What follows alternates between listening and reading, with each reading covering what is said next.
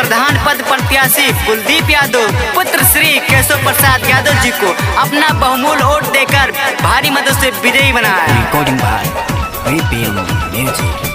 आपकी कुलदीप यादव के जीतैहा,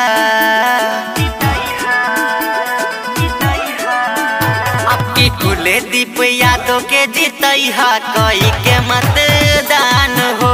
आपकी कुलदीप यादव के जीतैहा कोई के मतदान हो, कोई के मतदान हो, कोई के मतदान हो, कोई के मतदान हो, कोई के मतदान हो।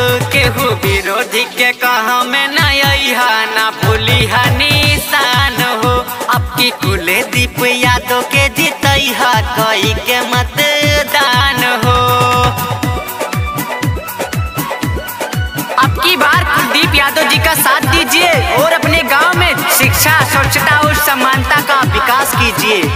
कुलदीप यादव जिंदाबाद जिंदाबाद जिंदाबाद, केशव प्रसाद यादव जिंदाबाद जिंदाबाद जिंदाबाद, कुलदीप यादव जिंदाबाद जिंदाबाद जिंदाबाद। सबके सहारा बाटे करे देखभाल हो, कुलदीप गरीब मन के रखी है ख्याल हो।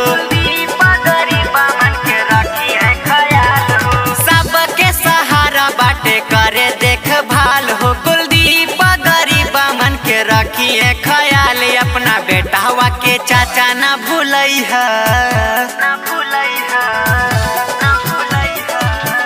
अपना बेटावा के चाचा न भूलैहा। तू रख लिहा मान हो, तू रख लिहा मान हो, तू रख लिहा मान हो, तू रख लिहा मान हो, तू रख लिहा मान हो।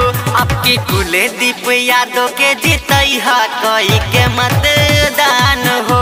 आपकी कुलदीप यादव के जीतैहा कोई के मतदान हो। न मंदिर की बात करेंगे, न मस्जिद की बात करेंगे, न मंदिर की बात करेंगे, न मस्जिद की बात करेंगे। हम करेंगे तो करेंगे सिर्फ विकास की बात करेंगे।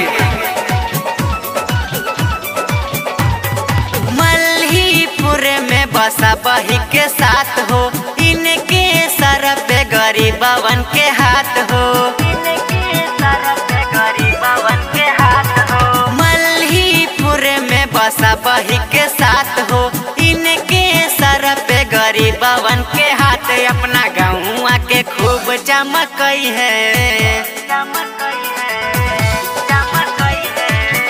अपना गहुआ के खूब चमकई है। ई करी है विकास हो, ई करी है विकास हो, ई करी है विकास हो, ई करी है विकास हो, ई करी है विकास हो। आपकी कुलदीप यादव के जीतैहा कोई के मतदान हो। आपकी कुलदीप यादव के जीतैहा कोई के मतदान हो। नेतागिरी नहीं, अब सिर्फ ग्राम सभा मल्लीपुर का विकास होगा। गरीब, असहाय व असाध रोगियों पर विशेष हमारा ध्यान होगा। अपना शपथ हम पूर्ण करेंगे, झूठे वादे नहीं करेंगे। कुलदीप यादव जिंदाबाद जिंदाबाद जिंदाबाद, केशव प्रसाद यादव जिंदाबाद जिंदाबाद जिंदाबाद। गाँव का रोड बनी बदली नजारा, गाँव जवार सबके बनी है सहारा,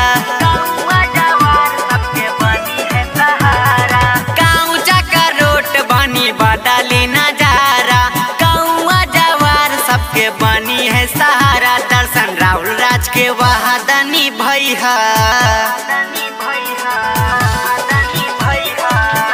दर्शन राहुल राज के वहादनी भैया। खुश होई है किसान हो, खुश होई है किसान हो, खुश होई है किसान हो, खुश होई है किसान हो, खुश होई है किसान हो। आपकी कुलदीप यादव के जीतैहा कोई के मतदान हो। आपकी कुलदीप यादव के जीतैहा कोई